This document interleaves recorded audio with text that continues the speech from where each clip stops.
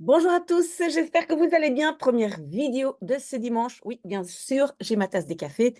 Et en fait, c'est Lilou qui m'a demandé si j'avais une audition, donc compréhension à l'audition. On appelle ça du CEDD de l'année passée. Et bonne nouvelle, il y a quelqu'un qui a pu me donner les scripts.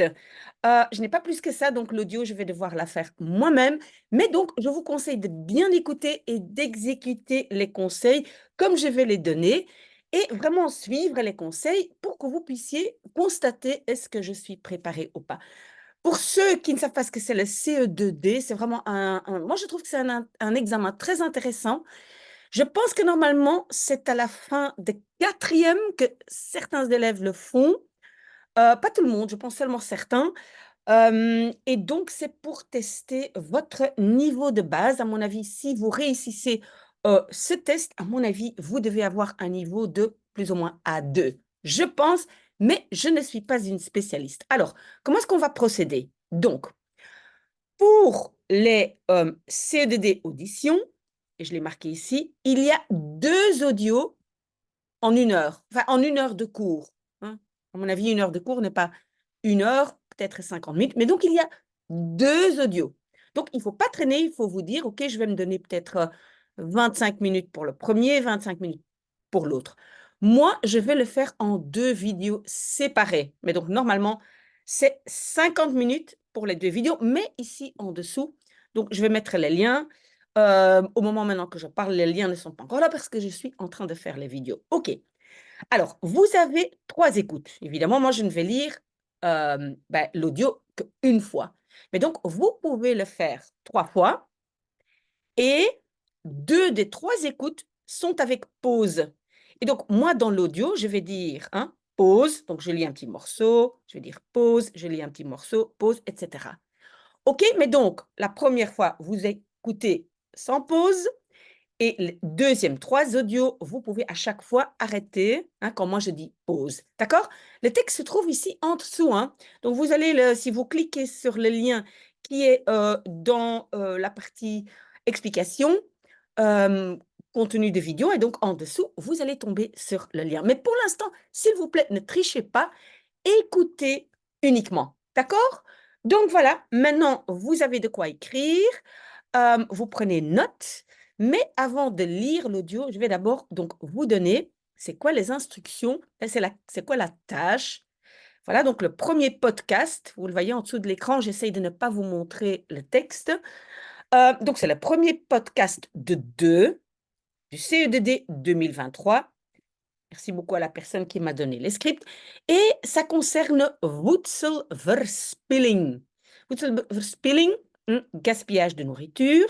Et donc, la tâche, c'est quoi? Voilà, je ne montre pas encore le texte.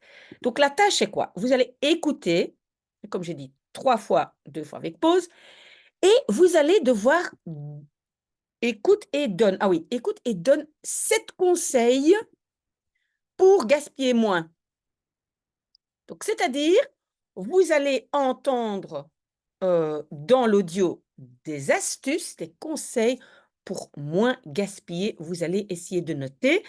Je pense que, je pense qu'il y en a, il y en a, pardon, 8, mais finalement, vous devez en trouver 7. Je pense, et je regarde sur combien, non, c'est à la correction que vous allez voir sur combien de points. Vous allez vous autocorriger après.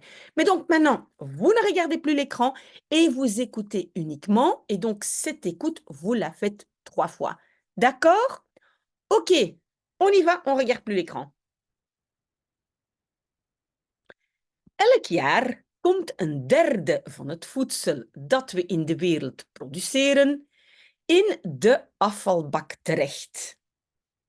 Vind je dat niet jammer? Hier volgen een paar eenvoudige tips om voedselverspilling te reduceren. Het is gemakkelijk. Ten eerste, plan het menu van de week. Bedenk wat je elke dag gaat eten. Maak daarna een boodschappenlijstje. Check wat er al in de koelkast en in de kasten ligt. Zo koop je alleen maar wat je echt nodig hebt. Pauze. Tip 3. Heb je fruit en groenten die lang in de koelkast zijn gebleven?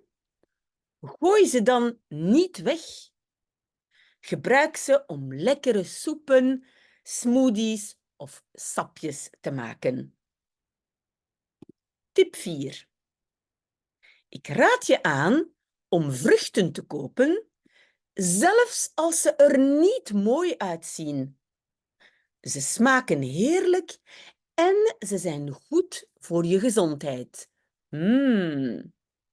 Nog een tip. Gooi yoghurt of kaas niet direct weg. Kijk, ruik en proef ze een beetje. Pauze. Ook op restaurant kan je kleinere porties bestellen. Als je nog honger hebt, kun je er nog meer vragen.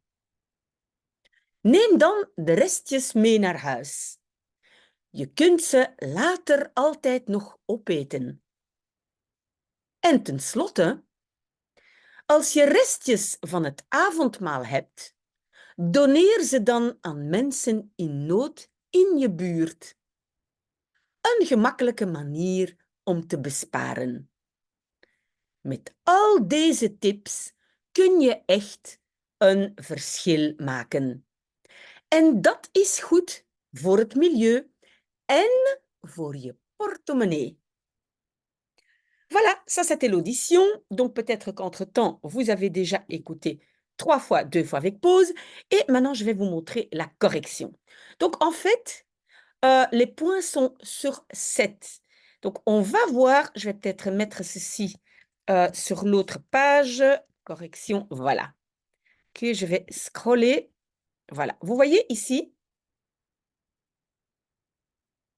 Voilà, ça ce sont donc, il y a 8 conseils. Je ne sais pas pourquoi.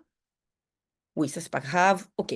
Donc, il y a 8 conseils, mais si vous en trouvez 7, donc c'est sur 7. Et donc, vous regardez à chaque fois, est-ce que vous avez trouvé quelque chose qui ressemble plus ou moins à ça? Je dois vous dire que je ne connais pas la correction exacte. C'est-à-dire, normalement, quand les professeurs reçoivent les CEDD, il y a vraiment des éléments, on décrit exactement comment le professeur doit corriger. Voilà. Si l'élève, par exemple, a planifier le menu de la semaine, l'élève a un point, mais peut-être il peut aussi avoir écrit penser à ce qu'on va manger chaque jour, ça compte pour un point ou ça compte pas pour un point. Donc, cette correction n'est peut-être pas exacte, mais voilà, ça vous donne une idée. Donc, vous devez avoir trouvé ces 7 des 8 éléments. Donc, le premier, c'est oui, donc il faut bien planifier, hein, penser qu'est-ce que je vais manger, puis faire une liste de courses.